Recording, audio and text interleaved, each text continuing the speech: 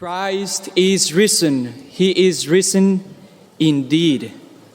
My dear brothers and sisters, today we rejoice, we celebrate. We rejoice because our Lord has risen from the dead and He is no longer counted among the dead, but counted among the living. He is alive. And the sign that He is still with us is that we still celebrate the Eucharist. He remains with us in the living bread, the bread of life. In today's gospel we hear one of the many accounts of the resurrection event. An event in history, an event in eternity, and an event that marks our human salvation. The event of the resurrection. We're going to keep hearing more about His resurrection all throughout Easter. So let's pay close attention in the coming weeks. But today we hear one account. And this account is from Mary of Magdala, or also called Mary Magdalene. Mary of Magdala was one of the followers of our Lord Jesus Christ. She followed our Lord closely. She listened to Him and she followed His teachings.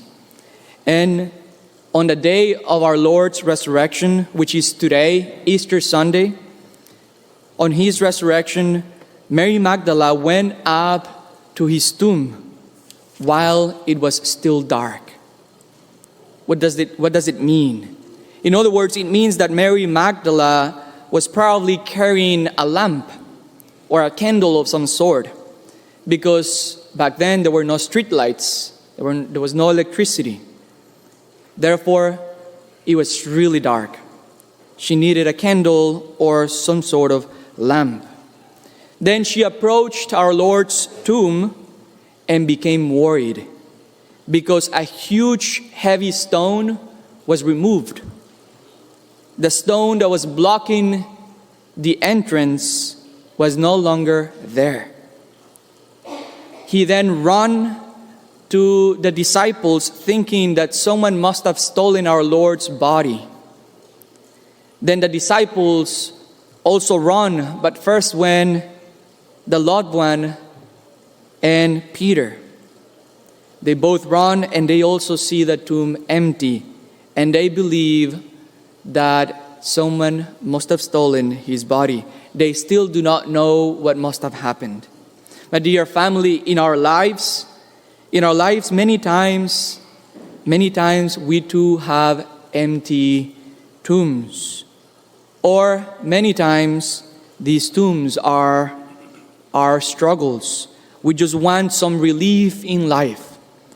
We want things to be easier. If it's too cold, then we want it to be warmer. If it's too warm, we want it to be colder. If it rains, it's too rainy. If it's sunny, it's too sunny. If it's dry, we want water.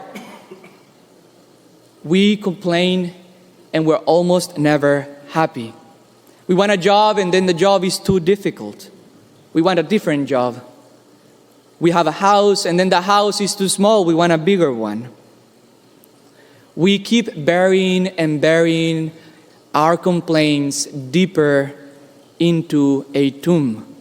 We want our struggles and our difficulties to keep digging themselves deeper and deeper into a tomb so that they can no longer be seen. However, today, on Easter Sunday, our Lord Jesus Christ reminds us that He loves us.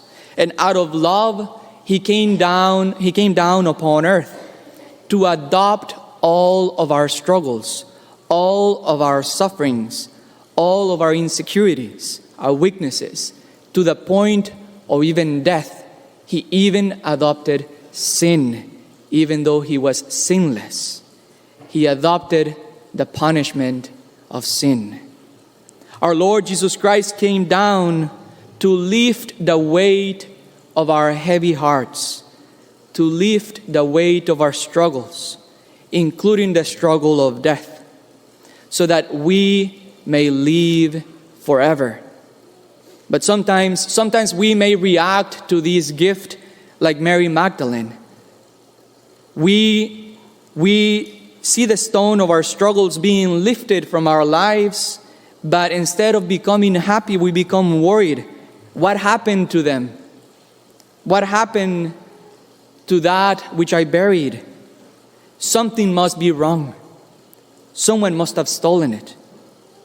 When in fact, what is going on is that we are being saved, that the Lord is rescuing us, that the Lord is lifting the weight up. We feel different, and therefore we think something is wrong, but in fact, something is good. Something is actually going very well. Our Lord is helping us. My dear family, my dear brothers and sisters, have I let the Lord of our life, of my life, have I let Him lift that weight up? And if He has done that already for us, do we feel like Mary Magdalene, that something must be wrong? Why is it being lifted? Do we want that stone of our struggles, the stone of our death, the stone of our weakness to remain blocking the entrance to the tomb so that we may be saved? Or do we want that stone to be lifted? Just in a couple of minutes, in a couple of seconds, in fact, we will be renewing our baptismal promises, and we will be renouncing to Satan. I invite every single one of us to truly profess what we believe, to truly believe in our Lord Jesus Christ, to believe that He loves us so much that He's willing to die for us and to lift the stone, to lift the weight up. And at the same time, this also includes that we renounce to that stone, that we renounce to that sin that blocks us from resurrecting with our Lord. What is it that's blocking my entrance? What is my stone? What is my stone in life? Do I want it lifted? Or am I still walking in the middle of darkness with a small lamp when the Lord wants to give us a torch of hope?